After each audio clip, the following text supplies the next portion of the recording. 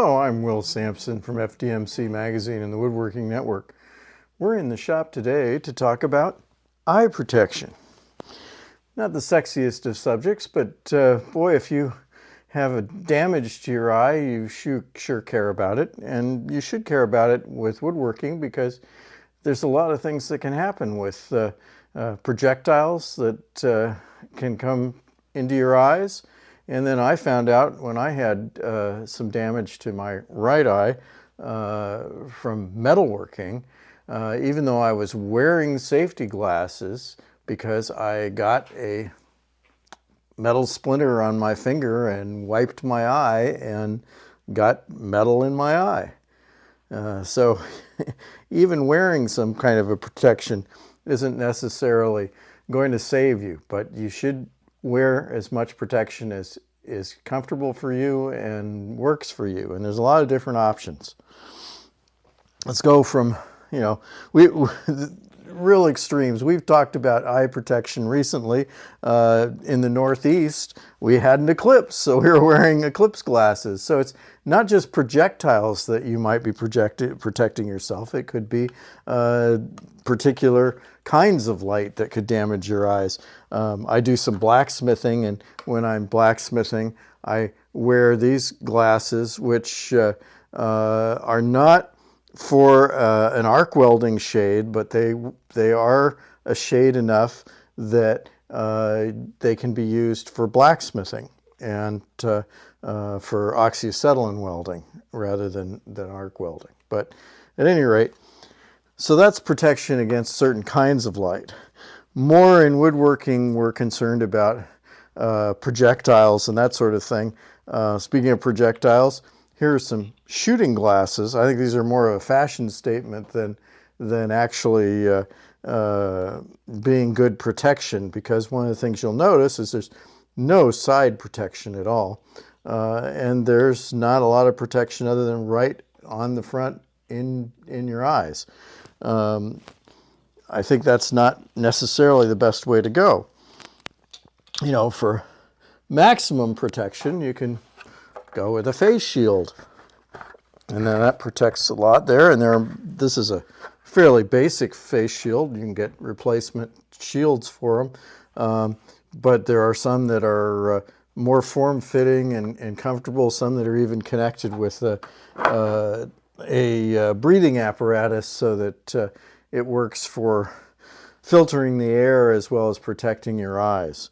And that also is good for folks that have a beard and can't seal up really well with most of the dust masks that are out there. Probably the first kinds of safety glasses I ever wore was when I was a kid in school science class. We had, something like this with, rubber goggle kind of things. And, they were uncomfortable and they fogged up. But they did protect my eyes, and they also had side protection, so that was good. They also would work for most people, if they had regular glasses, that they could wear them over their glasses, which is good, because not all the glasses that you get will double as safety glasses. That's something that you should be aware of. Now, over time, I used to joke years ago, some of the first real professional safety glasses that I bought were, I called them Buddy Holly glasses, because they looked like the kind of glasses that the old rock star Buddy Holly wore, with dark plastic frames, and they had side shields, and were not really a fashion statement, but they were pretty good protection. Now, safety glasses have gotten a little bit more stylish. There's some like this here that's all swoopy and form-fitting, and it's pretty good for safety glasses. These are fairly inexpensive, these kinds of ones, and they have some side protection here. That's an improvement. This is another fairly inexpensive one that has pretty good protection. It also sort of works as a fit over with glasses. It also has these, I call them shark gills on the side to supposedly put some air in there and keep them from fogging up. I don't think it really works, but there is some protection there. And these are interesting because they have the earpieces. I don't know if you can see this, but the earpiece will lengthen and shorten for better fit. And so that's something to consider too, if things don't fit. I got these safety glasses. One of the problems I have is that I now wear bifocals. But if you're working in certain situations, the bifocals are in the wrong place. For example, if I'm working underneath something, like underneath a car or something like that, I want to look up and the bifocals are on the bottom and you can't focus. So these were designed, and I don't know if we can see them here, but they have the bifocal on the top so that you can look up and have the magnification there. It also works for shooting sports. You know, if you're shooting, you can see your sights better when your head is down and you don't have to go up like this. So that's something that you can get these days. You also, for those of folks that do have bifocals or want to put a reader magnification, you can get stick-on magnifiers that will you can take plain safety glasses and stick on the reader so that you can have magnification there. Another thing to look for is, you know, the way that I injured my eye was putting my hand behind, and safety glasses that don't allow you to do that, you know, like these old-fashioned ones that are fully enclosed, help protect against that. But some of the more modern safety glasses, like this pair here, they have rubber inserts with little breathing vents on them. You may be able to see them better on this side. And that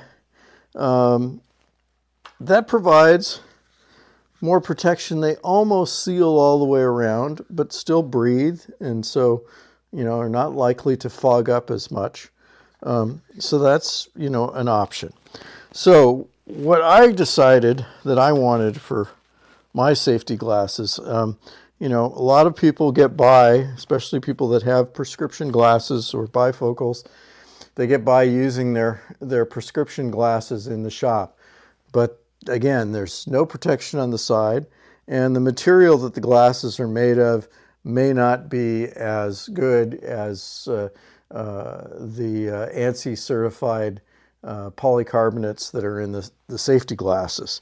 So I decided the last time I saw the eye doctor that I wanted to get specialty glasses that I could use in the shop, and this is what I got. These are bifocals, the same prescription as my regular glasses. I have them tinted yellow so that they cut the blue light and also cut through fog and that sort of thing if I'm outside. So I can use these as shooting glasses as well as working in the shop. They have the rubber on the inside so that they have a pretty nice fit all the way around. It's not likely to get anything in there. There's some side protection, not a lot, but a little bit of side protection. And they're quite comfortable. And they work really well.